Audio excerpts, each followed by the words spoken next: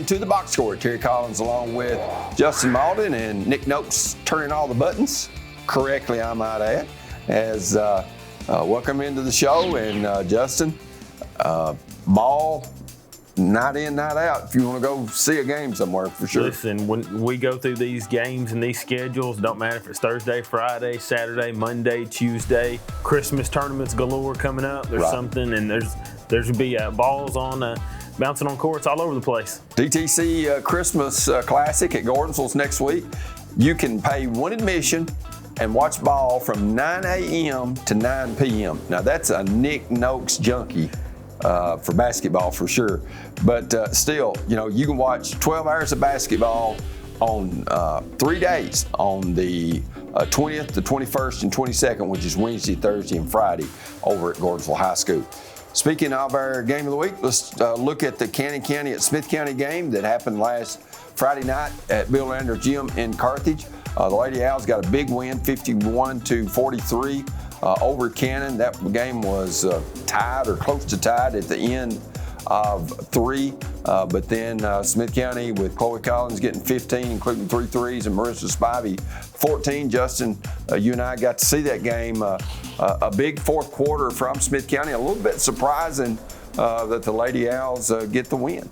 Yeah, was it tied going into the fourth quarter? I believe so. I think it was, and then I think Chloe hit a big 3 to start that final quarter, and Addie King with 15, Jenna Bush with 13. But the big thing that I think really hurt Cannon was they just didn't shoot the ball well. Not like Cannon County normally shoots it, and most of the time when you see them perform, they shoot the ball well. And against the Lady Owls the other night, they were 14 out of 53 from the floor. And yes, the game was tied at 35 heading to the fourth quarter. Most of the time, they shot 7 of 30 in the last half, including 2 of 14 in the final quarter. Yeah, and when you're trying to close out a ball game, it's hard to win shooting like that, period. It was a close competitive game. They were still in it going into the third, but you've got to finish strong if you've got any hope to finish on top. Let's go ahead and look at the boys. Cannon County boys wins it easily, 69-51. They bolted out to a 15-point lead at half. Lucas Phillips off the bench led the Lions with 20. Eli Pelham with 13. We'll talk with Jared Nave a little bit later in the show. Taylor Kemp, 11 points. But Rick Hembry, who didn't come in till midway of the third quarter, winds up as the co-leading scorer with 11. Tyler Jones had 10. I was impressed with Hembry's play, but then Hembry does not play a minute or a second last night when they played at the Gap. But I think Hembry could give him some good minutes. Oh, yeah, absolutely. He had the 11 points. He also had a bucket or 2 wiped off the board from fouls that happened off the ball, too. But very efficient, very athletic in what he's able to do around the paint. And I know for Cannon County, they were shot the ball very well, but most of their buckets were within 5 to 7 feet of the goal. Layups. Yeah. So they were hitting it. It's really easy when you're able to shoot from that close repeatedly. Well, when the Owls lost Curry and they lost Sinclair, that was 2 good defenders from a year ago. Looking at some Gordonsville girls score, the Gordonsville Sonic of Carthage scores. Van Buren beat Gordonsville on Monday night 52-42, and then Westmoreland has their way with the Tigerettes 56-29. They dropped to 1-8. Let's go ahead and look at the District 7A girls scores. Upperman, a win over Clay County in a low-scoring game, 34-29. Pickett big over Russell County, Kentucky. Clark Range over Oneida, and Pickett County over Wayne County, Kentucky. Let's go ahead and look at the Gordonsville boys scores. They lost in Spencer on Monday night, 57-49, but they go to Westmoreland, and that's a pretty impressive win over a 2A squad. Westmoreland, who, they've been out to a great record, Justin. So Coach Greg Bibbs' team improves to 6-2 with a big win over the Eagles last night. Yeah, and Sherry Abner does a phenomenal job there at Westmoreland, coaching that team, and she's done a great job for them. And they have a well-oiled machine there, but that is a great win playing up to a bigger school, and they should be proud of that. And now looking at the District 7A boys scores, Upperman over Clay County, 72-52. Justin's alma mater gets the win. Pickett County or Russell County, Kentucky, Oneida over Clark Range, and Chattanooga Prep over Pickett County. Any of those scores surprising to you? No, I think those all are about right where I would anticipate them to be. Pickett County stayed in a good game with Chattanooga Prep, a very, very athletic team on film. And, the Clark Range is still trying to find out exactly, what their identity is and how they want to play. But again, District 7A, extremely, extremely tough, and none of these teams have played each other yet. We haven't even hit district play on any of these, and so they've still got time to get things figured out. Now let's look at the Cannon County girls score. Sonic and Carthage bring you those. Of course, Cannon County girls falls in Carthage 51-43, and then the next day they go for a day game. The referees didn't get the memo that it was at 2 o'clock that day, and they had it scheduled for that night, so they canceled. Don't know if they'll make it up or not, and then Cannon gets the big win over Boyd Christian to improve to 7-4. Let's go ahead and look at the District 9AA is what they're in now. Cannon County, after being in 6-2A last year, they're in 9-2A this time. Macon County a win over Community, Cornersville over Forest, Richland over Community, Cascade over Huntland, and Grundy County over Marion County.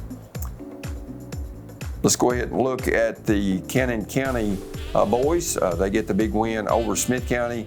Of course, the game, Central Magnet and Cannon, because the refs was canceled. And then Cannon County hangs up 94 points. Pretty impressive, Justin, against anybody. I couldn't find that score prior to the show today, so I reached out to get that score, and I expected it to be lopsided, right, but I did not anticipate for them to almost more than quadruple the score of their opponent. Looking at the 9AA boys scores, Sonic Carthage bringing those. Community over Macon County, Forest over Connersville, Richland over Community, and Cascade over Huntland, along with Grundy County over Marion. It looks, at least in the early going, that Grundy girls and boys, will be probably the cream of the crop. Them and Cannon in the District 9AA regular season race. We'll check out other area schools when we return to the box score, brought to you by Carthage Safeway.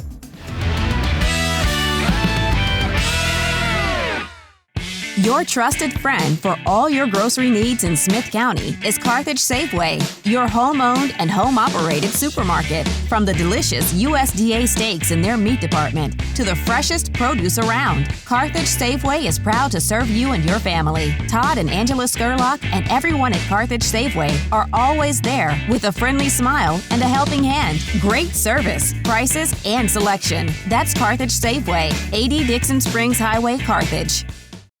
Friendly, traditional banking at its best. It's what our customers have learned to expect at Citizens Bank, and we're always happy to deliver, with plenty of options for personal and commercial checking accounts, as well as a variety of loan types. We can help you achieve your financial goals, all with a friendly hometown smile. Citizens Bank at 407 Main Street and 61 Dixon Springs Highway in Carthage, 70 Cookeville Highway in South Carthage, and 530 Gordonsville Highway in Gordonsville. Equal housing lender, member FDIC. Neighbors help each other. It's how community works. And it's how we do business at DTC. You can count on us for internet, TV, and phone, backed by local support. For a limited time, get 1 month free when you add or upgrade your internet package. Enjoy internet speed that can keep up with all you do. DTC. We're working hard to be a good neighbor. Hello, I'm Bruce Daniel. I've lived in Cannon County all my life. For the last 59 years, I've only made it across the highway. I married my wife, Melody, in 1981. We hauled our first load of freight in 1983 with one truck and a couple old barred trailers. We found a way to make it. Our employees are the backbone of our company. Some of our team members have been with us for more than 30 years.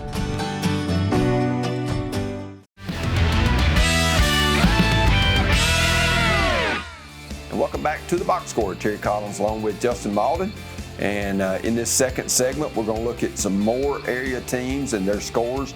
Of course, the regular season kind of wrapping up this week, Justin, and then people will be going everywhere for the Christmas tournaments before Christmas and between Christmas and New Year's. Yeah, you got to take advantage of those Christmas tournaments. Some teams will be traveling; they'll make trips out of it, and those are great bonding experiences and time to spend. The on the court, being able to get better as a team, yes, but you get to bond with your teams as well and get to know each other better. Let's go ahead and look at the DeKalb County girls scores. Sonic and Carthage bring you those. DeKalb gets a big win over Warren County, 70-59, and then they get the win last night, 50-48, albeit a little bit controversial, and they improved to 5-3. And when you look at the game that the Van Brankens played, both played well, but I think Allie Melton was the story of the game. She wound up about 3 threes, maybe 12, 14 points. She proved to be the X factor when Smith County won the first time by 23 at home. Lady Owls shot 12 of 22 from three-point range. Last night they shot 3 of 20 for 15%. Let's go ahead and look at the District 7 AAA girls scores. Cumberland County over Walker Valley. Knoxville Webb beats Stone Memorial. Livingston, a big win over Warren County. And then White County over Warren County as well. Warren County really struggling this year on the girls' side after having a pretty successful year a year ago. Yeah, they're having some difficulties there. The Lady Pioneers are, of course, playing quality teams in White County and Livingston. And White County's impressed me thus far through the season. They're 10-0 now. They haven't dropped a game. Their closest 2 games have both been to Cannon County. But other than those, they're outclassing pretty much everybody that they play. Let's go ahead and look at the DeKalb County boys scores. Joey Agee's squad gets a couple wins in the week. They win over Warren County. That's always been a big rivalry. We talked about Cannon and DeKalb being such a great rivalry, but it's not far from Highway 56 from Smithville to McMinnville. That's always been a close, big rival game. And then last night, Joey Agee's team, after letting Smith County go on a 14-0 run in the first half, they came out with a huge third quarter where they outscored the Owls 24-8, and they win their 5th straight game after starting 0-4. And if I recall correctly, Connor Close got his 1,000th point. I think he hit a 3-pointer there in the late in the first quarter. They did stop the game and give him a ball and take a picture with him, and a big roar. But the biggest roar was Lucas Phillips, a former DeKalb quarterback, hit a layup, a free throw, a 3-pointer, and a half-court shot to win $10,000. That was the loudest cheer of the night, and probably appropriately so. He banked it in, and the place went nuts. Listen, I'd like to go to a high school basketball game and walk away with $10,000 at the end of the night. You've got a chance to do that this Friday night or this Saturday night in Carthage. If you hit a half-court shot, you have to buy a chance to win that. But that always creates a lot of excitement. Let's look at the District 7 AAA boys scores. Walker Valley over Cumberland County. Knoxville Webb over Stone Memorial. Livingston over Warren County. And then Warren County gets a close win over White County boys, who seem to be struggling just a little bit.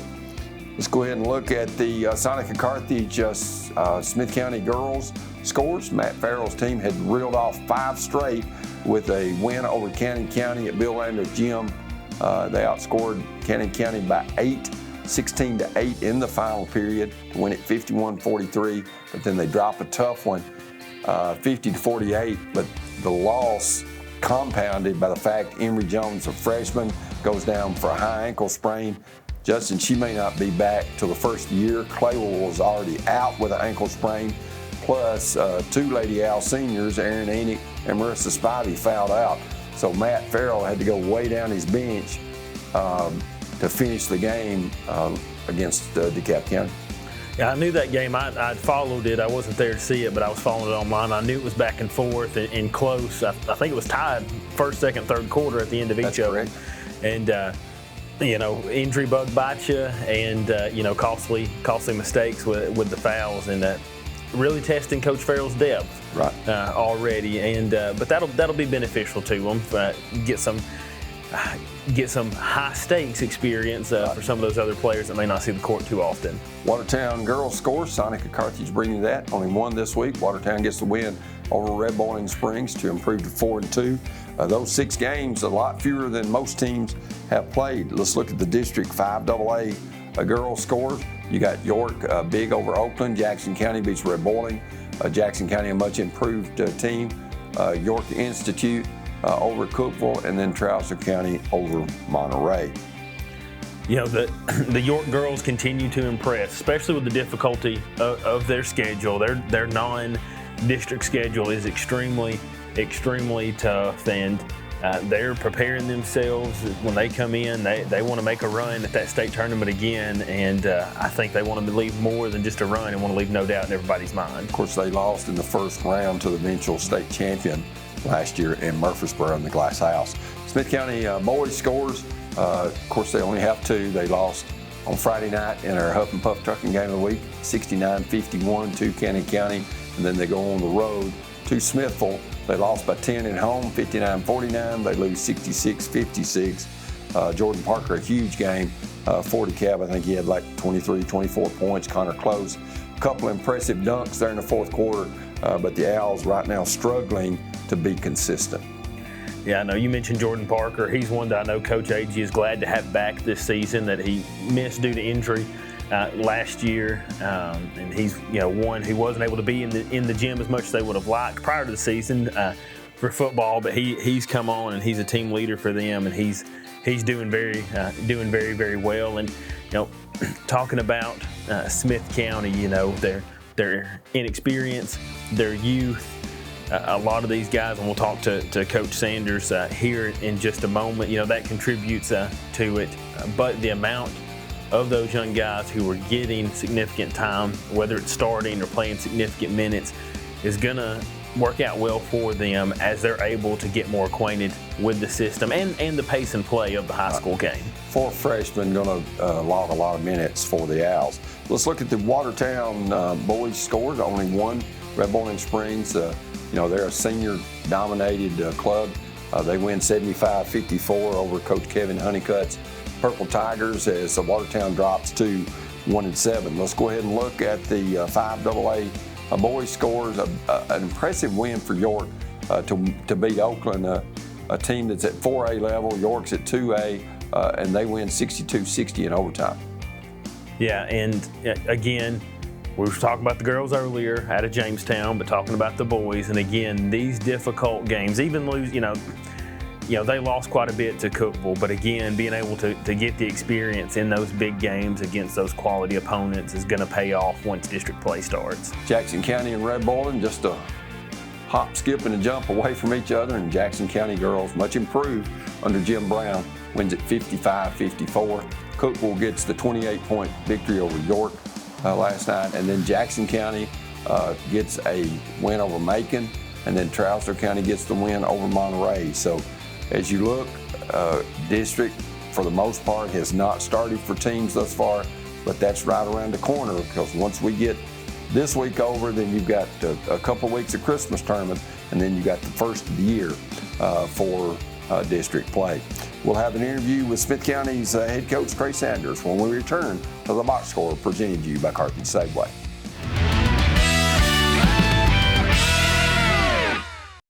Friendly, traditional banking at its best. It's what our customers have learned to expect at Citizens Bank, and we're always happy to deliver, with plenty of options for personal and commercial checking accounts, as well as a variety of loan types. We can help you achieve your financial goals, all with a friendly hometown smile. Citizens Bank at 407 Main Street and 61 Dixon Springs Highway in Carthage, 70 Cookeville Highway in South Carthage, and 530 Gordonsville Highway in Gordonsville. Equal housing lender, member FDIC.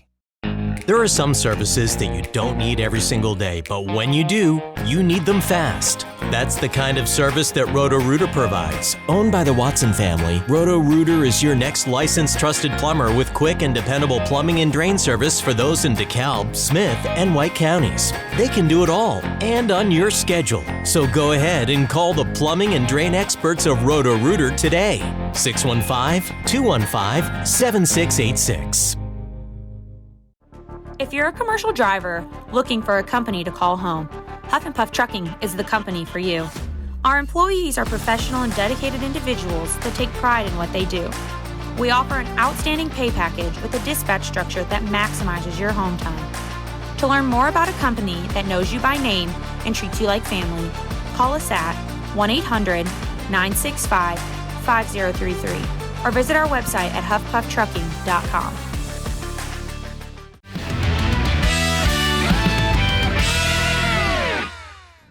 Here with head coach Trey Sanders of the Smith County Owls. And coach, I know coming off a loss last night at DeKalb, but I thought there was some things that you did well. You scored the ball better, you shot the ball better, but DeKalb, conversely, they shot it better than they did a week before. I know you played them twice now in 8 days.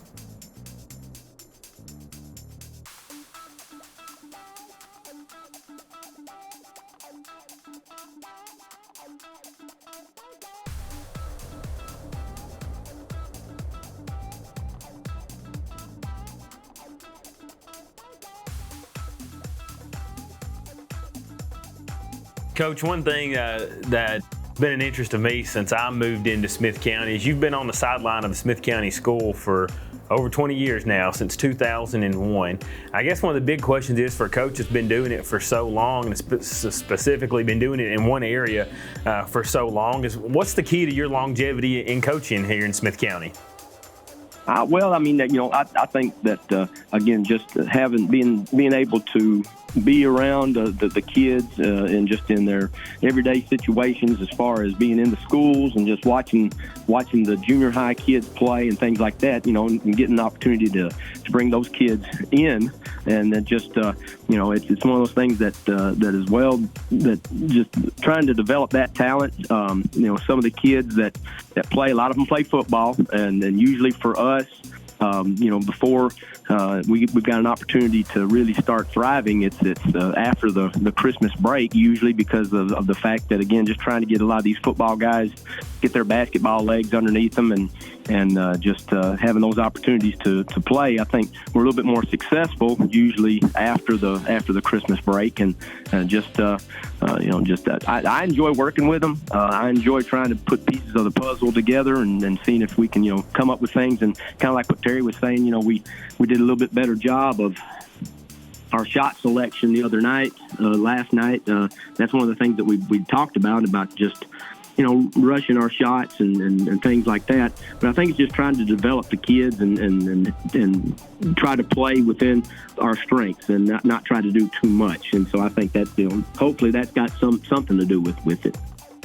Coach, when you look at the game against Cannon, a very athletic team, a team that returned quite a few pieces to the puzzle, but it seemed to be that, and I don't know, not on the right page of the playbook, but you never could get a cohesive five that could score the basketball or in turn get stops. I know that's been frustrating with you because you've gone through 10 or 11 players in a duration of a game trying to get that right combination, but you're not getting a consistent effort on offense or defense from some of your players. And I'm not saying that negatively, but as a coach, that's got to drive you nuts.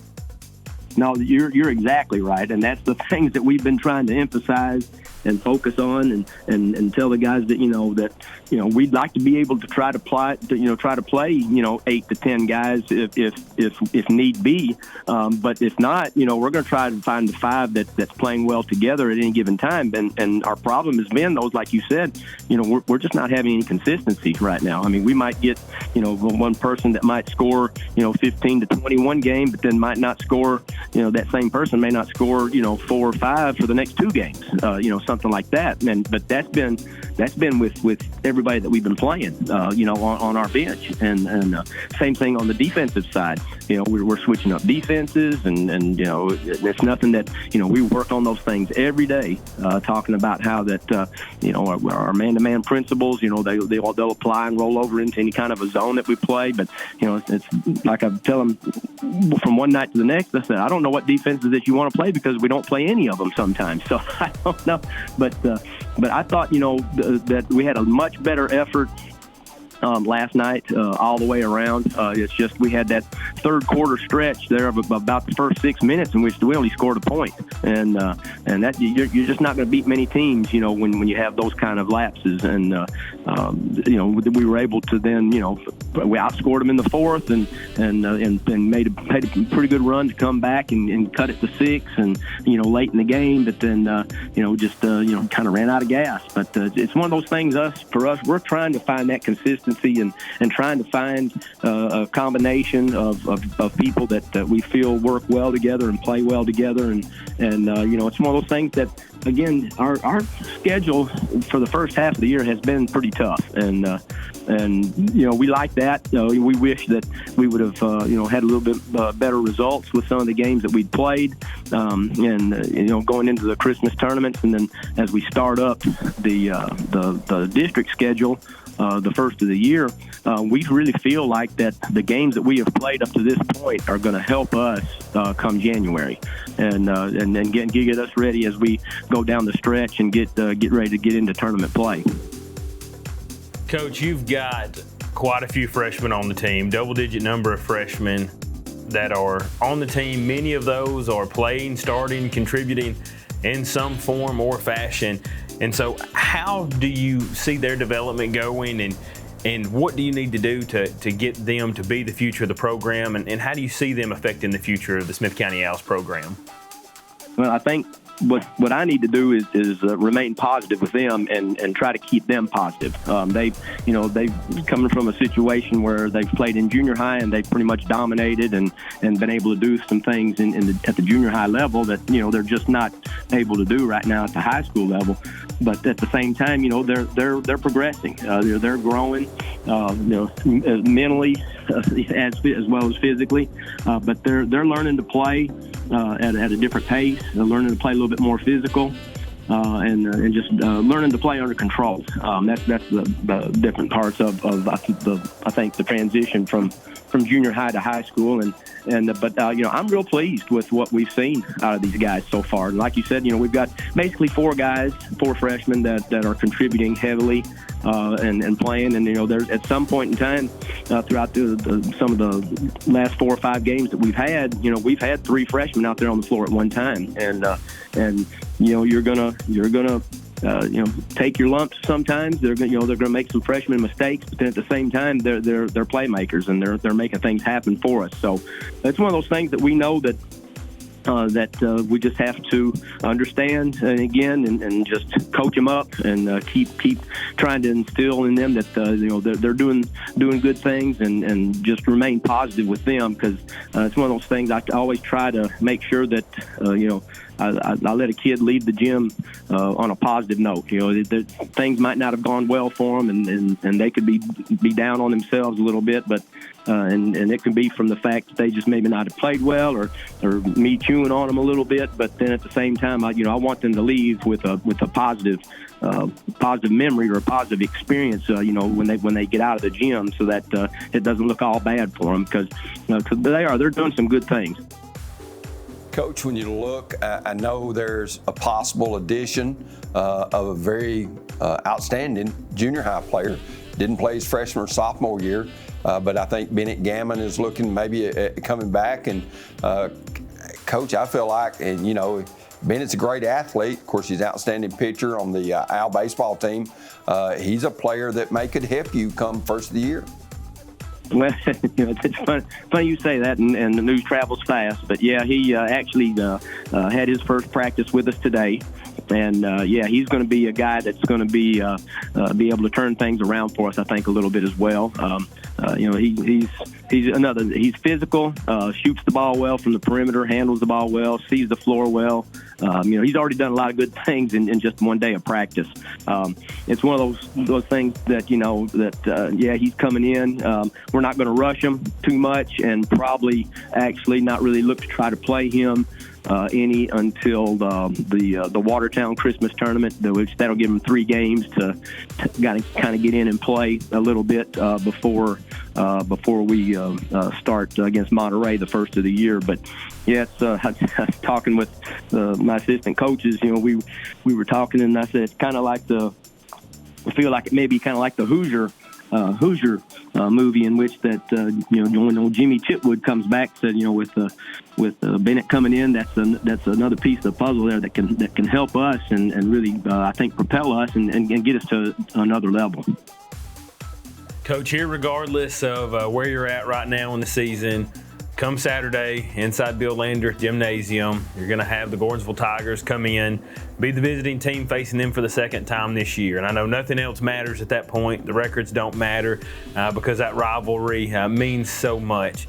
So what does this do for your team if you guys can get a big win, go into the DTC Christmas Classic next week before you kick off district play to get the ball rolling now with this big game coming up? Well, that was actually our last victory as well. We've played some good teams and struggled a little bit after that. But, always going into that game, that was the way we approached it the first time, in which that, Gordonsville's coming in. I think they may have been 3-4-0 at the time, whatever it was they were, and we had only won one game coming in. We were, I think, about 1-4, 1-5, something like that. And I said, the records don't matter. And I said, there's some games that you should just be ready to play mentally, physically, and I shouldn't have to say a whole lot in order to motivate you guys to be ready to play this game, and that's the way we approached it. And even though it didn't start off the way that we wanted it to, and again, it was one of those things that it was just how we've been playing this year and how we've been scoring the basketball. We've been struggling, but we were able, whatever it was that we didn't do in the first half, we were able to do in the second half, and we played pretty good defense as well. They didn't shoot the ball particularly well in the second half, but I'd like to think that defensively we had a little bit of something to do with that as well, and so.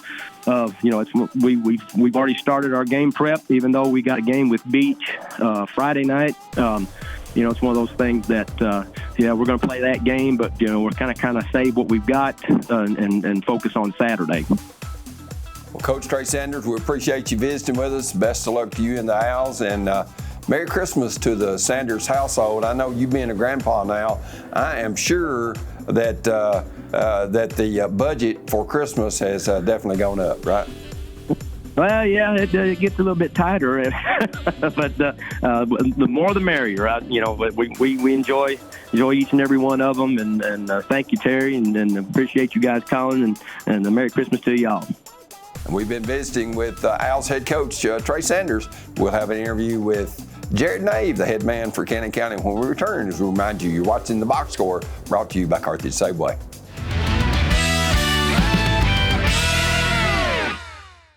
What is your emergency? I think I'm being robbed. Sir? These big home security guys want way too much money from me. Let's connect you to a local company right away.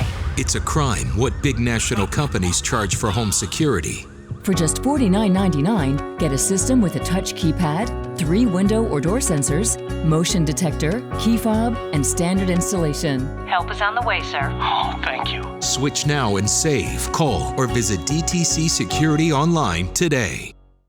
Your trusted friend for all your grocery needs in Smith County is Carthage Safeway, your home-owned and home-operated supermarket. From the delicious USDA steaks in their meat department to the freshest produce around, Carthage Safeway is proud to serve you and your family. Todd and Angela Skurlock and everyone at Carthage Safeway are always there with a friendly smile and a helping hand. Great service, prices, and selection. That's Carthage Safeway, 80 Dixon Springs Highway, Carthage.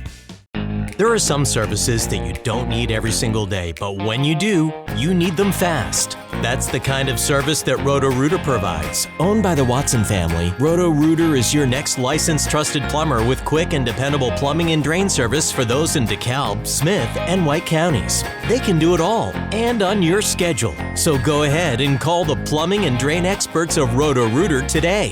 615-215-7686. Hello, I'm Bruce Daniel. I've lived in Cannon County all my life. For the last 59 years, I've only made it across the highway. I married my wife, Melody, in 1981. We hauled our first load of freight in 1983 with one truck and a couple old barred trailers. We found a way to make it. Our employees are the backbone of our company. Some of our team members have been with us for more than 30 years.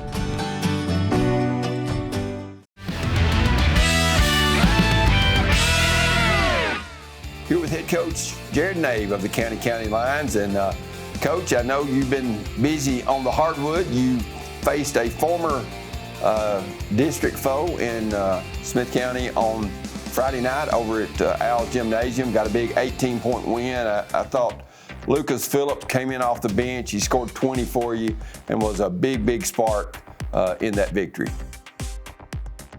100%. You know, he's done a good job all year. And he really affects the game, not even necessarily just scoring. It happened to be that night. But he's been doing a lot of little things for us that have really helped us out, especially coming off the bench. And really, he's good enough to play, you know, basically the whole game. And he's accepted what his role is, and we're kind of getting along with it. And what I'm proud of him is he's accepted what we're trying to get to, and obviously that's team ball.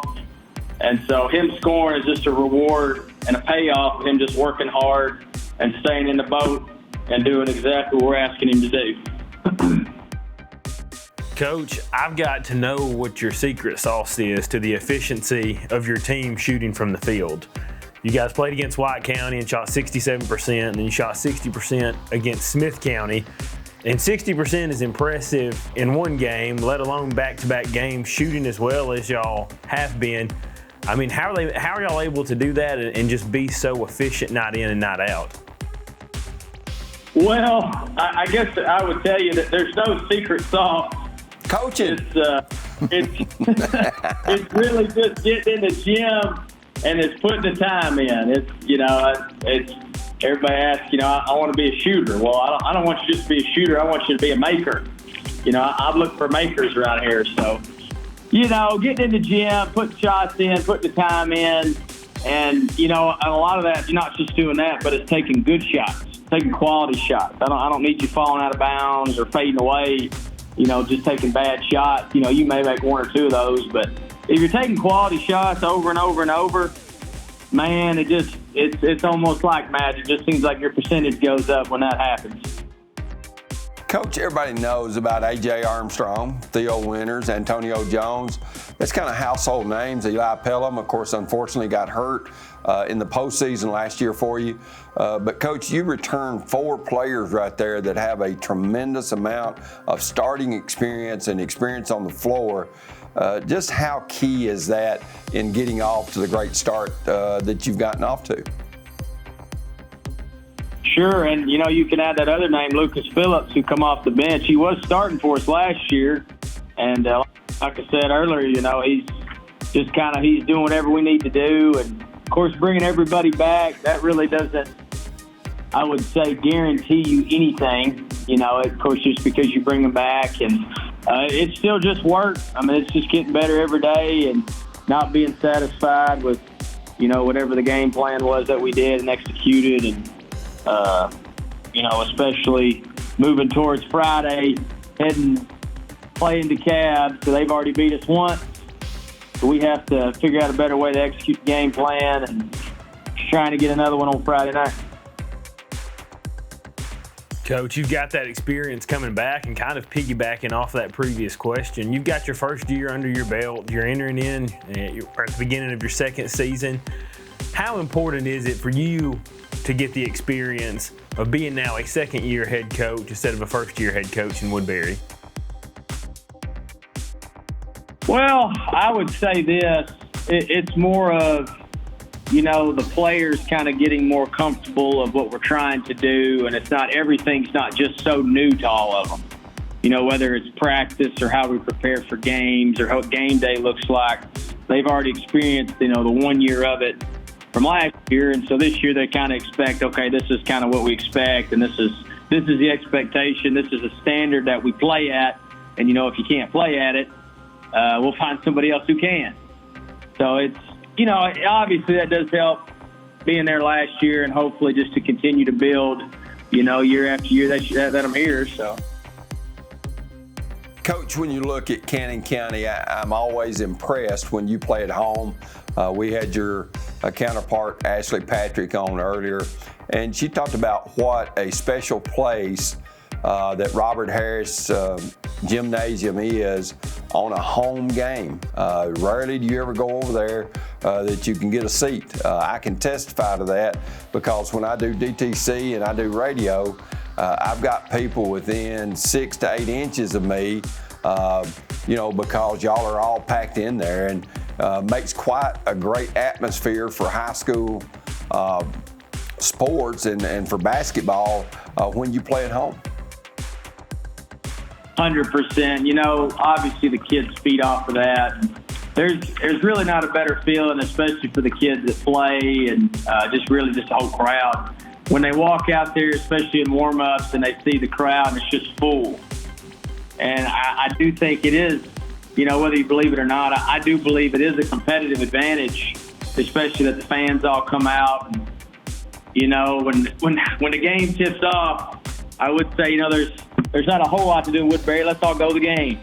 And so everybody piles in here, and it is a special place. There's a lot of good tradition here, and hopefully we can continue that great tradition as we keep going along, and not just win games, but giving back to the community and just being great in other aspects other than just basketball. I'll attest to the atmosphere in the crowd. I've already had to have discussions with Miss Garrett because we plan on being there this Friday night when you guys host DeKalb County to make sure that we've already got our spot reserved so that we don't have to worry about it with that crowd that we anticipate. But speaking of the game on Friday night, you're playing DeKalb County for the second time this season. You went to Smithville back on November 28th, and you had a narrow, heartbreaking loss, 54-52, when you played them the first time. Now they're coming back. What do you need to do to correct any errors that may have been made in that game and avenge that loss?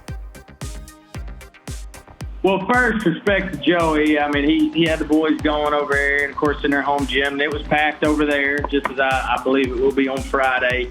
He had them prepared. They just coached a little better, played a little better, had executed us basically in all aspects, and they come out with the win. We hit a few shots late to kind of make it a little closer than really it probably was. But there's many things to change. I thought we played hard enough. We just didn't play smart enough, especially some shot selections that we talked about earlier. Our shooting percentage wasn't as good that game because I don't feel like we moved the ball enough. We kind of settled for some jump shots. I don't think we attacked the rack enough. Defensively, we're just a little out of position. Of course, it's been a few weeks, so we've hopefully continued to improve as we have been and correct those things. And I believe it'll be a good game Friday, just as it always is. It'll probably come down the last 3-4 minutes who can make the most plays. Coach, you were involved with this rivalry when you played there at Cannon County, and so was Ashley on the girls' side under Coach Dodgen. When you look at this rivalry, of course, I kind of liken it to the Owls and Tigers playing each other based here in Smith County. Regardless of what sport it is, it's an intense rivalry. I've seen doing DTC games where I'm not going to say people didn't like each other, but I don't know that they sent each other a Christmas card after the ball game was over, whoever won. I mean, it's just one of those rivalries that's fun to be around. 100%. And back to your point of, you know, our crowd is always pretty good to come out and support the kids. Well, on Friday night, everybody in the town seems to come out. And maybe back to your point, it's been like that for a long time.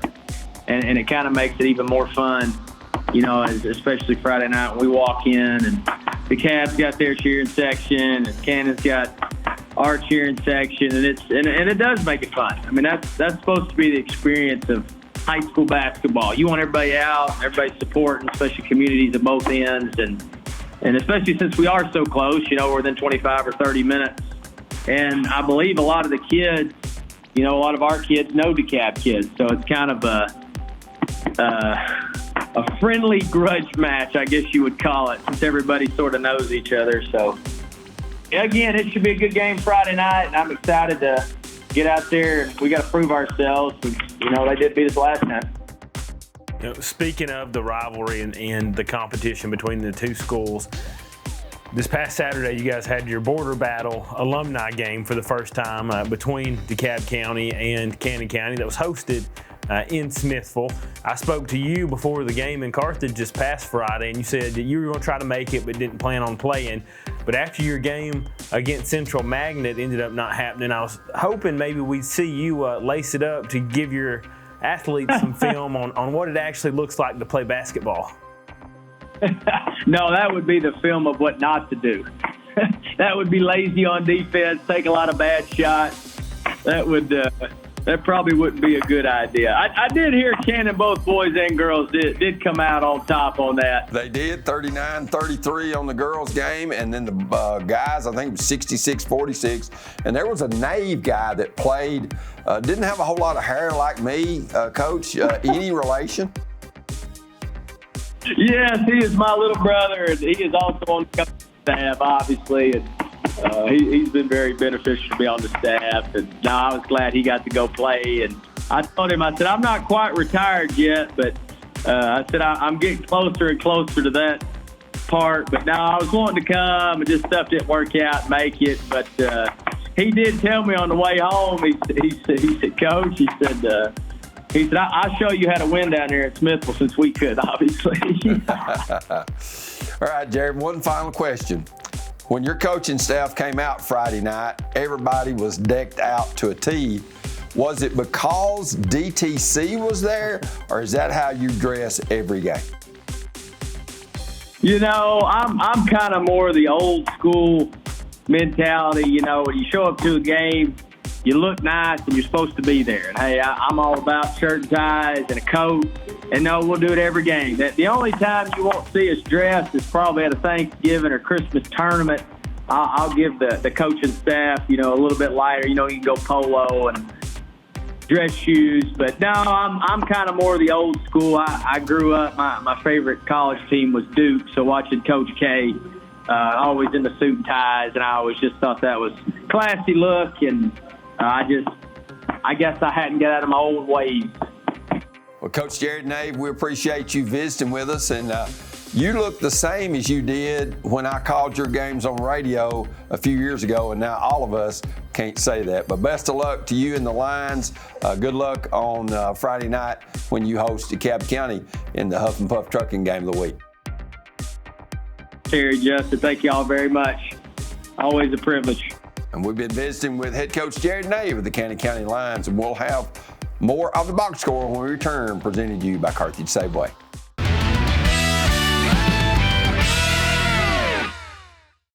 Friendly, traditional banking at its best. It's what our customers have learned to expect at Citizens Bank, and we're always happy to deliver, with plenty of options for personal and commercial checking accounts, as well as a variety of loan types. We can help you achieve your financial goals, all with a friendly hometown smile. Citizens Bank at 407 Main Street and 61 Dixon Springs Highway in Carthage, 70 Cookeville Highway in South Carthage, and 530 Gordonsville Highway in Gordonsville. Equal housing lender, member FDIC.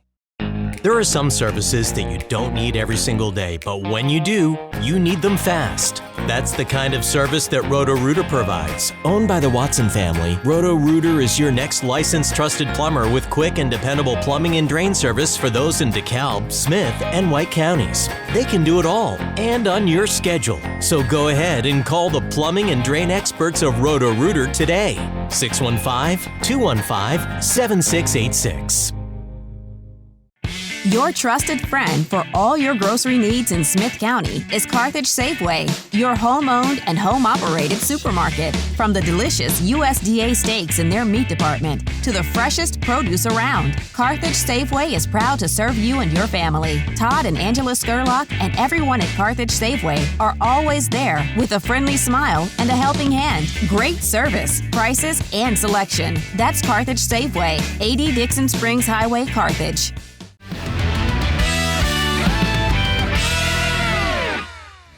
Welcome back to the final segment of the Box Score, brought to you by Carthage Safeway. Go out and see Todd and Angela. If you like Clifty Farm hams, they've got them on sale. And I know you can't tell by looking at them, but I like those things, Justin. Hey, listen, I enjoy them, and it's the right time of the year for them as well, and you better get them before that price goes up or they sell out. They sell out. That's a great possibility. Let's look at our upcoming games. We've got this Friday night, we've got DeKalb County at Cannon County. Great rival. Should be a great atmosphere in Woodbury, Justin. Listen, the gym will be packed. We've already talked about that with Coach Nave. We know the atmosphere to expect in any Cannon County game is going to have a large crowd.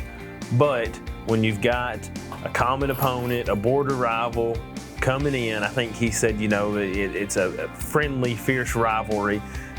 They're going to come in there both competing. They know one another. These kids, even though they're neighbors, counties, they do other activities together. Right. They've already faced each other, and they had their border battle and their alumni game. So Cannon County's got some bragging rights from that. DeKalb County's probably going to come in wanting to show them, these older folks may have been able to win this game, but these younger folks are going to take the bragging rights back. Cannon girls won the first matchup. DeKalb boys won the nightcap when they played in Smithville earlier. Let's look at our air times for that game on Tuesday, December the 19th at 7, Wednesday, December the 20th at 1 p.m., and then on Thursday and Saturday, right before Santa Claus comes, at 7 o'clock on December 21st and 23rd. Let's take a look at the upcoming Cannon County games. Of course, we just talked about DeKalb County coming to town, and then they're heading to Warren County on Monday night, a team that they've already faced. Terry, I want to throw something your way. I want you to make your pick for our game of the week for DeKalb County at Cannon County. I know we normally do picks during football. We don't do them too much in basketball. Right. But I want you to make your picks for the boys and girls game for our game of the week this Friday night. I think Cannon County wins them both. I think they're going to be close ball games. I think they're going to be competitive ball games. And if I didn't have to work that Smith County Beach game on the radio, that's a place I'd love to be. I've got an opportunity to do that game through the years when they play in Smithville and Woodbury. But I've got Cannon County, the host behind that awesome vocal crowd, winning both games. Yeah, no offense to Coach Brandy Alley or Joey Agee. Prove me to be a liar. I don't care. But if I have to pick, that's who I'm picking. And I agree with you. I think they will be close games. But that home court advantage, there's nothing like it when you've got that on your side. Let's look at some more games that are upcoming after the DeKalb Gannon. We talked about there on Friday, then Watertown travels up I-70, I guess you could say, to play DeKalb in Smithville. And, they didn't play for many years in football, basketball, or anything. I'm glad to see that they're now playing because, you're right on the edge of Wilson County, and you probably got maybe a 25-mile trip up there, Justin, and I think it's fun to be a part of that. Yeah, well, and it's beneficial to the schools, too, with as close as they are, because we're talking about fans in the stands at Woodbury. When you have these short distances that you can travel, you get more fans in the stands, but it's beneficial, too, from a financial standpoint. Right. You're selling more tickets, you're getting more concessions, and you're getting your team or your fans behind your team there, so it's a motivation to them. So it's just good for everybody all around. Let's go ahead and look at the upcoming games for Gordonsville. Of course, they've circled one for sure to try to avenge those two losses that they had in Carthage against Smith County. Of course, then Gordonsville will be playing the DTC Christmas Classic. The girls will play at 6 o'clock against Whites Creek. That's on Wednesday, December the 20th. And then the Gordonsville boys will face Watertown at 7:30. Gordonsville boys won in Watertown earlier. Watertown girls, of course, won the first one. But Gordonsville playing Whites Creek, a team out of Nashville that we probably don't know a whole lot about that Jake Dillard's having to do some scouting on. Yeah, having to scout and watch a little bit. And if you don't mind, go ahead and tell us. I know we've got 8 teams on the boys' side, 8 teams on the girls' side. Can you go ahead and tell us who those teams are that are going to be competing? We got Watertown on Wednesday, Watertown and Green Hill girls at 9 a.m. That's, of course, at Gordonsville's gym there, the Tiger Den they call it. Then at noon, it'll be Cumberland County versus Nashville Christian girls. Then at 3, it'll be East Hickman and Monterey girls. And then Gordonsville and Whites Creek at 6 o'clock. On the boys' side, Smith County plays against Nashville Christian at 10:30 on Wednesday, December the 20th. Then at 1:30, Red Boiling Springs tangles with Cumberland County. Then Lakeland Prep out of Florida plays Trousdale County at 4:30 on Wednesday, December the 20th. And then the last game, 8th game of the day, 12 hours will be in the books, at least, maybe more, when Gordonsville faces off against Watertown. The losers will play the next day. Of course, they've got their own bracket, and the winners. But, DTC Communications, I know in talking to Jake Dillard and Greg Bibb, they appreciate DTC stepping up. And if you're a basketball junkie, you've got a chance to 36 to maybe 38 hours of basketball that you can watch in a 3-day period. You probably need to go to the psych ward if you stayed for every one of those games. But Justin, that's a lot of basketball, and I'm glad it's, right here at Gordonsville. Yeah, I was going to say, we've got 24 games, and that's the interesting thing is I don't think, at least, and you can correct me if I'm wrong, I don't know of a tournament like this being played in Gordonsville ever. And so this is a first for them. It's a task for them to put it on, but it's going to be very rewarding for them.